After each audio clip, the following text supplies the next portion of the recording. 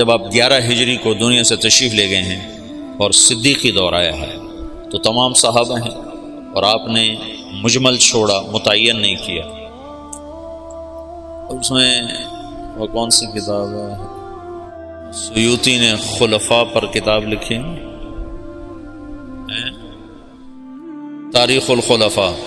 تاریخ الخلفاء میں ایک روایت ہے کہ صحابہ نے کہا یا رسول اللہ استخلف، کسی کو آپ اپنا نائب متعین فرمائیں۔ کہا نہیں، میں نہیں کروں گا، اگر میرے کرنے کے بعد تم اس کی نافرمانی کرو گے تو تم پہ اللہ کا عذاب آئے گا۔ یہ حکمت بتائی۔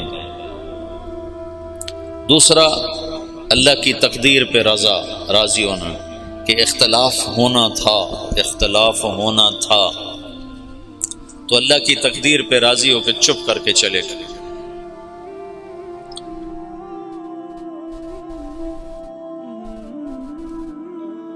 انصار کی بہت بڑی قربانی ہے اس موقع پر۔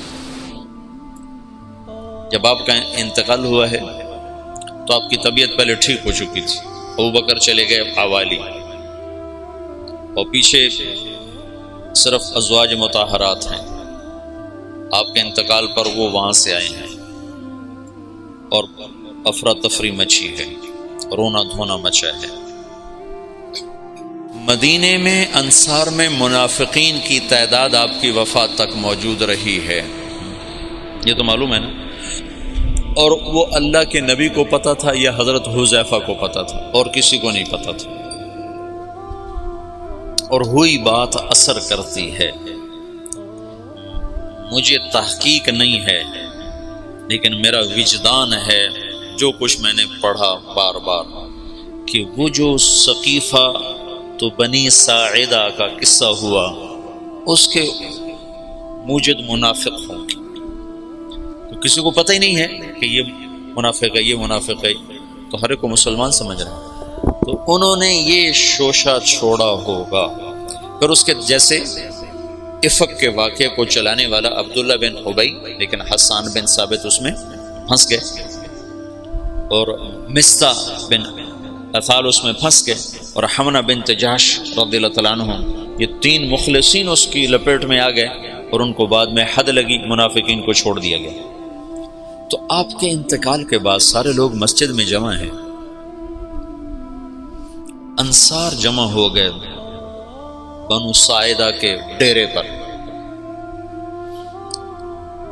بیٹھنے کی جگہ۔ آج کل وہاں ایک باغیچہ بنا ہوا ہے، اور وہ ہے قبلہ جنوب میں ہے، قبلہ وہاں سے یہ جنوب ہے نا، جنوب میں ہے،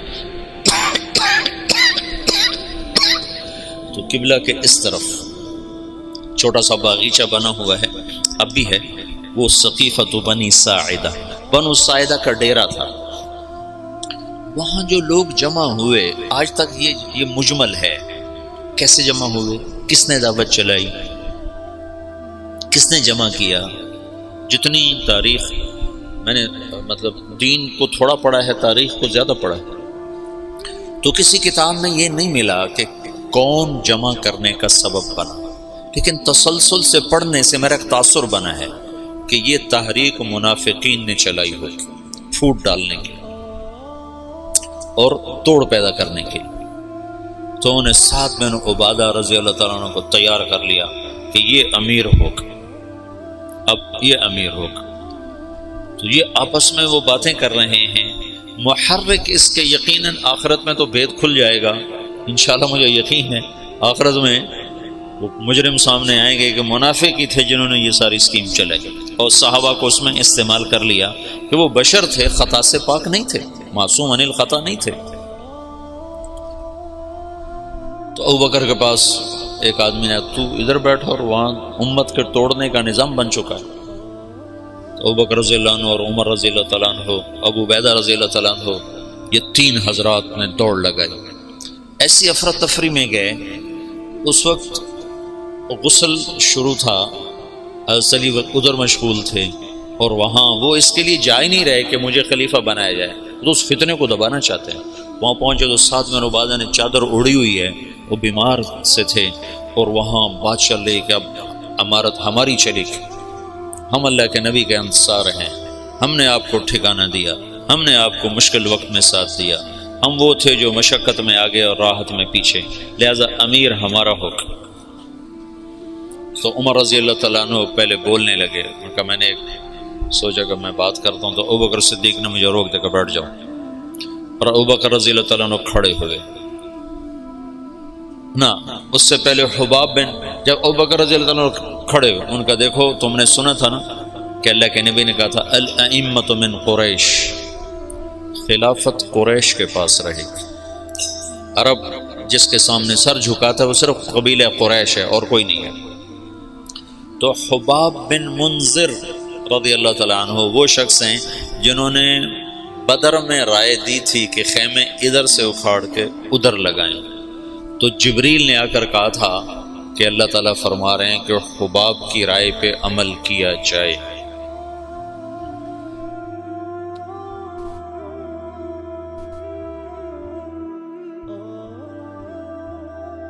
ہر انسان ہر وقت ایک حال پہ نہیں رہتا ہے، یا تو ایسی بڑی رائے دی کہ اللہ نے کہا کہ حباب کی رائے پہ عمل کیا جائے، یا ایسی رائے دی کہ توڑ دینے والا نظام بن جائے۔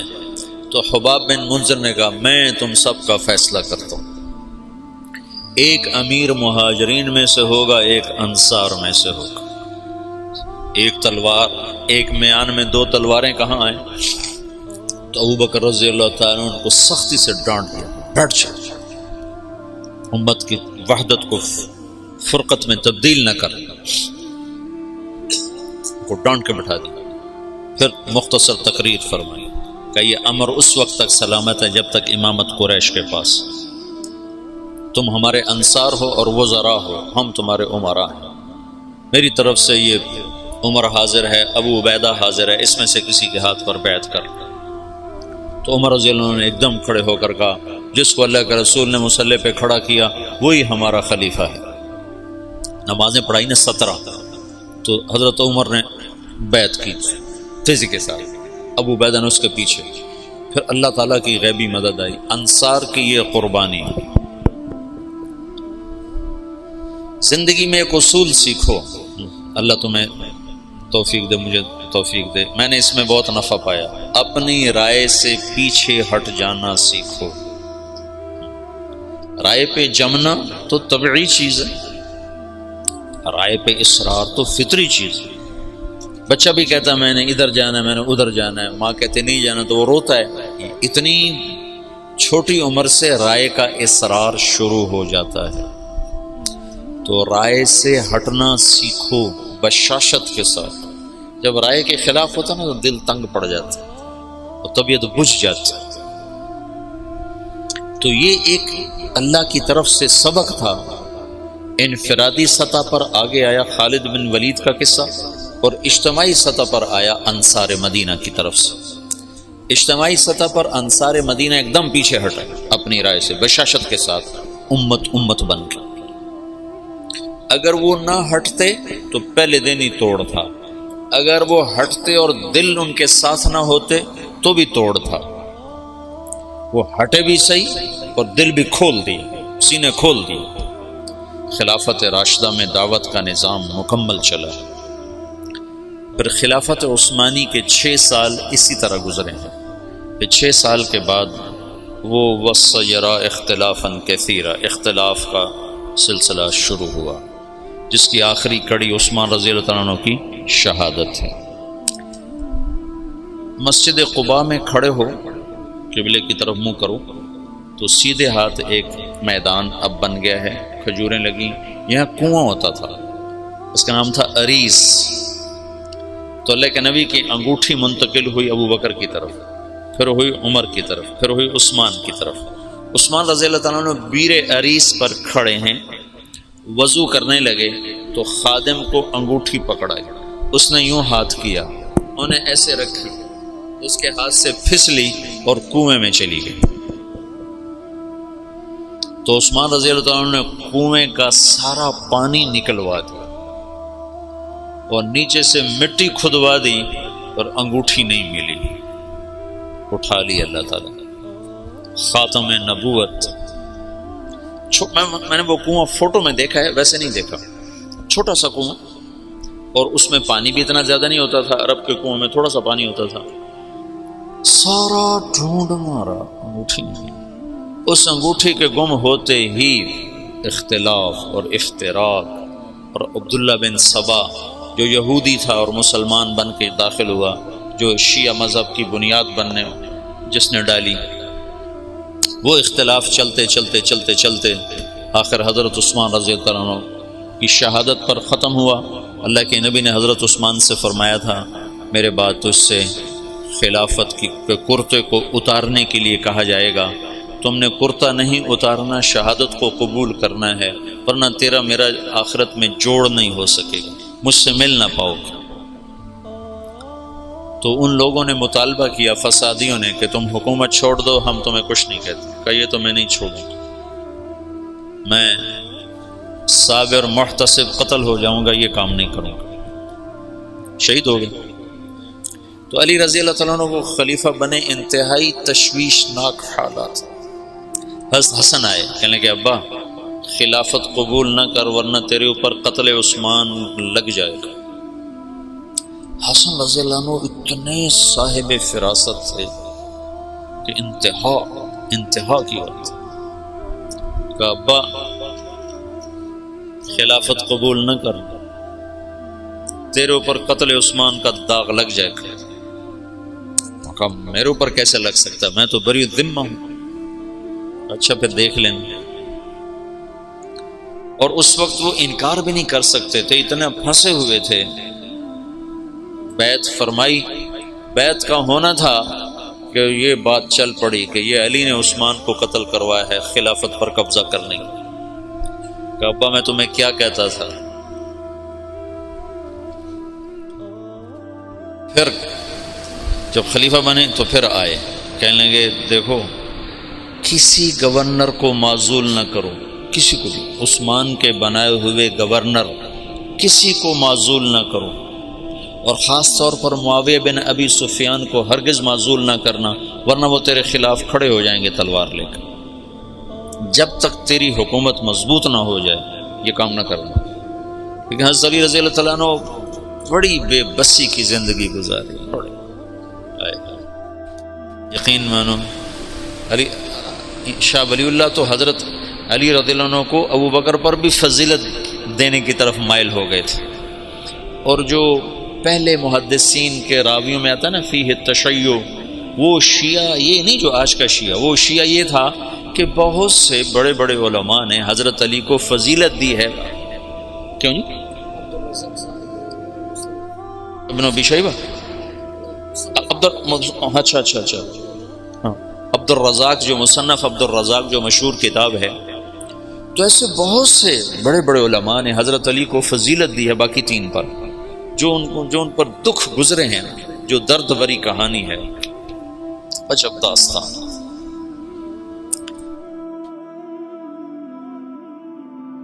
انہیں معزول کر دیا حضرت معاویہ رضی اللہ عنہ کو، معزول کرنا تھا، وہ کھڑے ہو گئے۔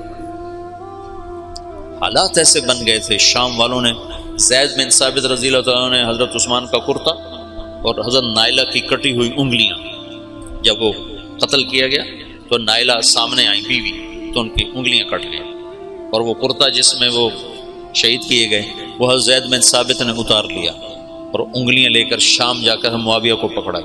معاویہ رضی اللہ تعالیٰ عنہ نے لے کر جامع مسجد دمشق میں لٹکا دیا۔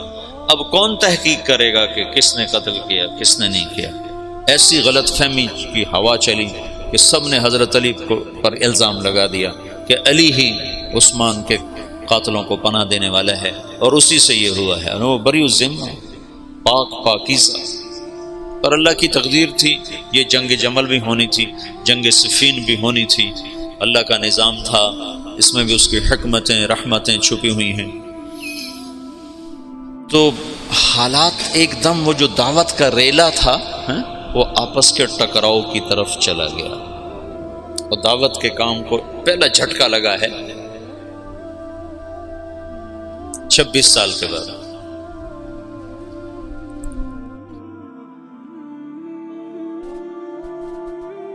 جنگ جمل کی نوبت آ گئی، جب بیعت ہونے لگی تو سب سے پہلے بیعت کی حضرت طلحہ نے. طلحہ ان کا یہ ہاتھ بیکار ہو گیا تھا احد کی لڑائی میں نا، تلوار وہ تیروں کو سہتے سہتے جو اللہ کے نبی پر تیر آتا تو آگے ہاتھ کر دیتے تھے، تو سارا ہاتھ ختم ہو گیا. وہ الٹے ہاتھ سے لڑتے تھے. اس کے بعد تو انہوں نے جب بیعت کی نا تو ایک آدمی نے کہا او ہو یہ بیعت تو ٹھیک نہ ہوگی، وہ بیکار ہاتھ سے کی نا. تو انہوں نے فال لی اس سے. اللہ کے نبی بھی فال لیتے تھے. کَإِنَّ هَذِهِ الْبَيْعَةَ لَا تَتِمُّ، یہ کام سرے نہیں چڑھے گا. 4 سال دکھ سہتے سہتے آخر شہید ہو. اتنے دکھی ہو گئے تھے آخری دنوں میں حضرت علی کہ اپنی یوں داڑھی پکڑ کے کہتے تو کب رنگین ہو، تو کب رنگین ہو. کیونکہ اللہ کے نبی نے کہا تھا علی تو اس وقت تک نہیں مر سکتا جب تک تیری داڑھی تیرے خون سے رنگین نہ ہو جائے، تیرے سر کے خون سے رنگین نہ ہو جائے.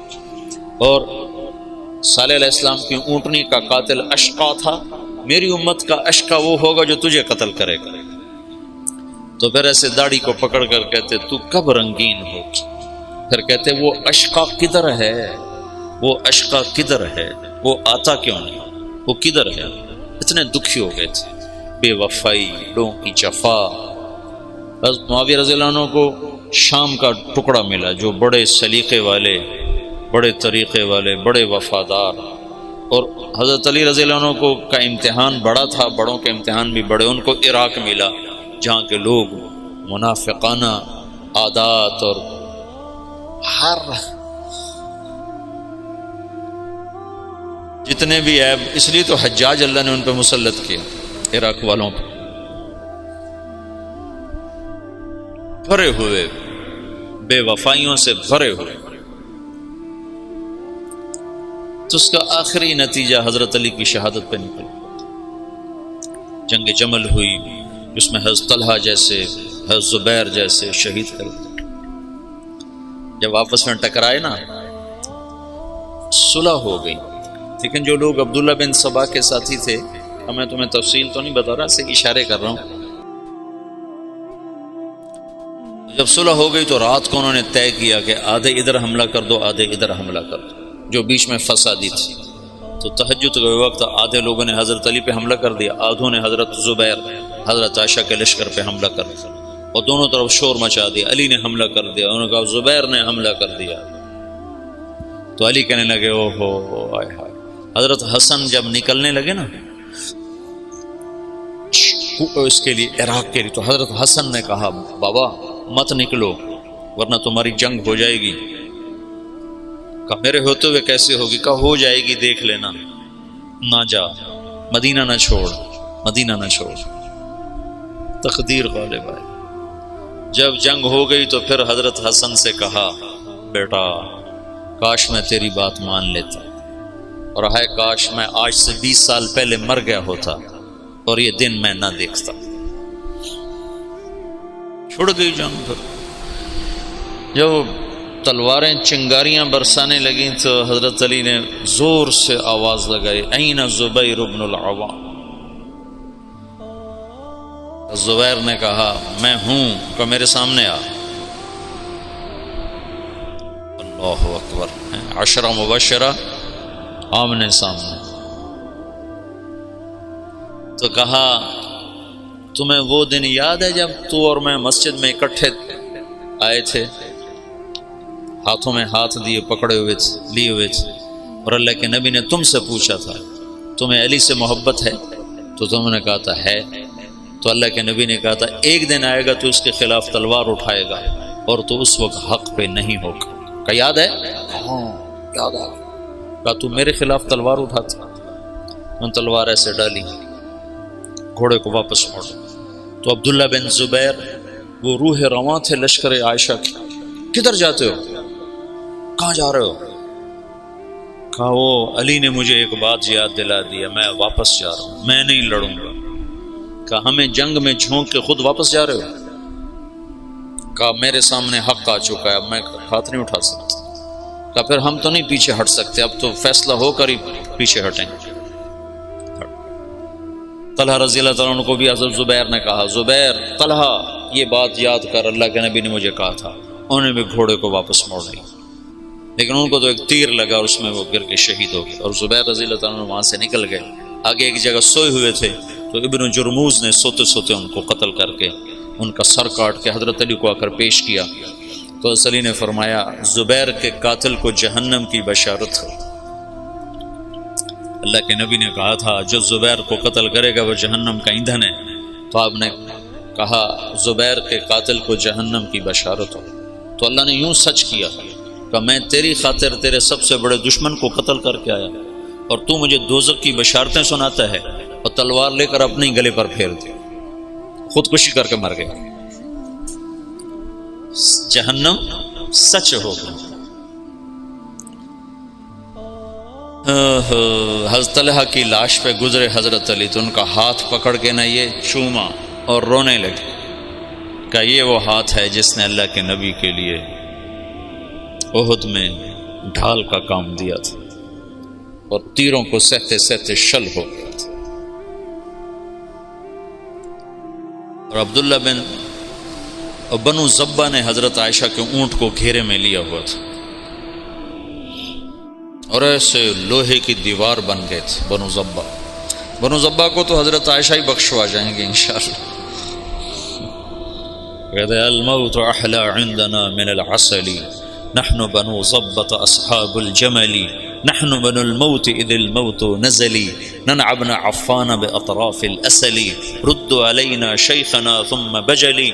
یہ رجز پڑھ رہے تھے اور جان کی بازی لگا رہے تھے۔ ایک دفعہ ایک شخص ملنے آیا حضرت عائشہ رضی اللہ تعالیٰ عنہ سے، کہا کہاں سے ہو؟ کہا میں بنو زبہ سے ہوں۔ کہا ایک نوجوان میرے اونٹ کے پاس شعر پڑھ رہا تھا، اس کو جانتے ہو؟ کون؟ کہا وہ تو خود تو پردے میں تھے۔ کہا ایک نوجوان کے آواز آ رہی تھی، کہہ رہا تھا یا امنا خیر ام نعلم،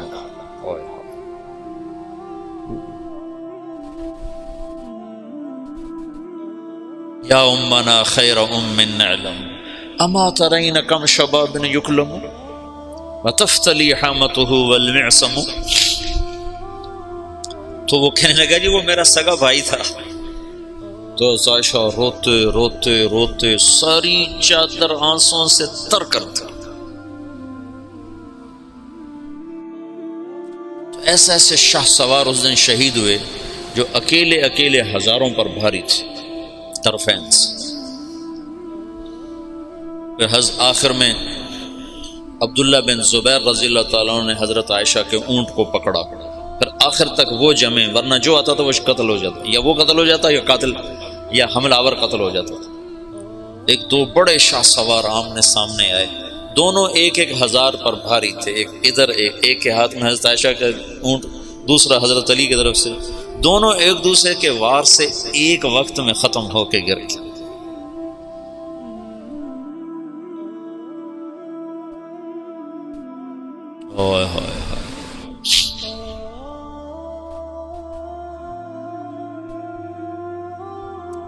پھر وہ آخر حضرت علی نے کہا اونٹ کو گراؤ ورنہ جنگ ختم نہیں ہوگی، اونٹ کو گراؤ۔ انہوں نے اونٹ پر وار کیے، اونٹ گرا۔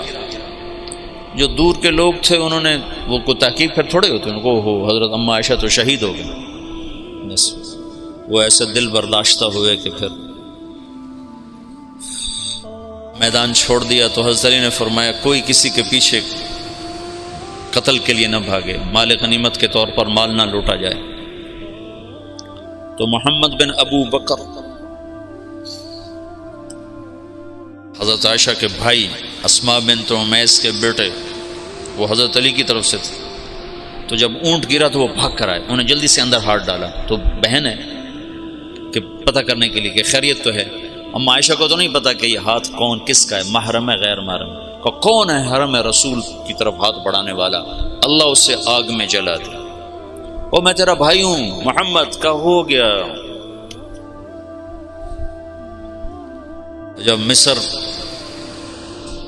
پر حضرت معاویہ رضی اللہ تعالیٰ نے چڑھائی کی تو اس وقت محمد بن ابی بکر یہ مصر کے گورنر تھے حضرت علی کی طرف سے، تو ان کو شکست ہوئی اور یہ بھاگے اور پھر پکڑے گئے.